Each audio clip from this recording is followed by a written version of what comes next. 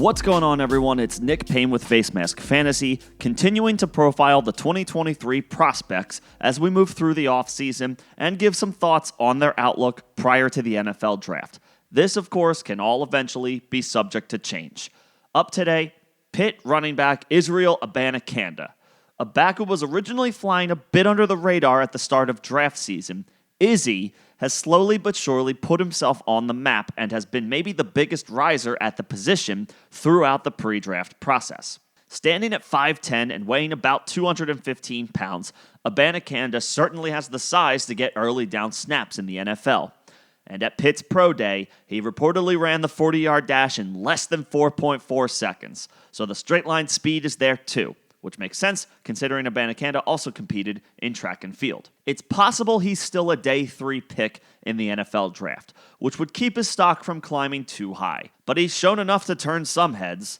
So who is Israel Abanikanda, and what's his fantasy outlook moving forward? Abanikanda was behind multiple backs on Pitt's depth chart in 2020, his freshman season.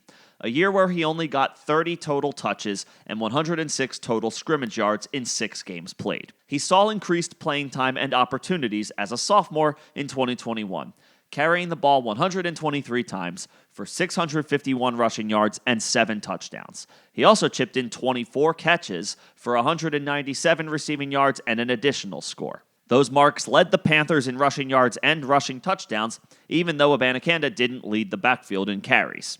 In 2022, he was Pitt's clear top backfield option.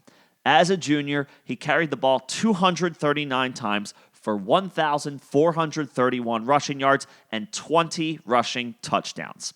He led the entire conference in rushing, earning himself first-team All-ACC honors.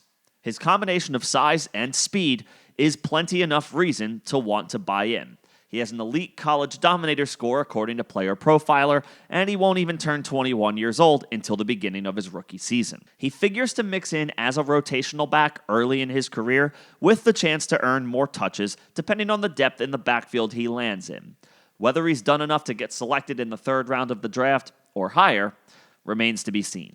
Abanikanda isn't in the conversation with the top running backs in this year's class, but the good news for Dynasty managers is that his ADP on Sleeper hasn't yet crept into the 2nd round of rookie drafts.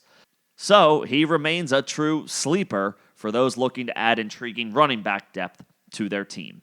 If you have a pick or two in the 206 to 212 range of your rookie draft, basically the back half of the 2nd round, that should be a perfectly fine spot to take a chance on Abanikanda, pending, of course, his draft capital and landing spot.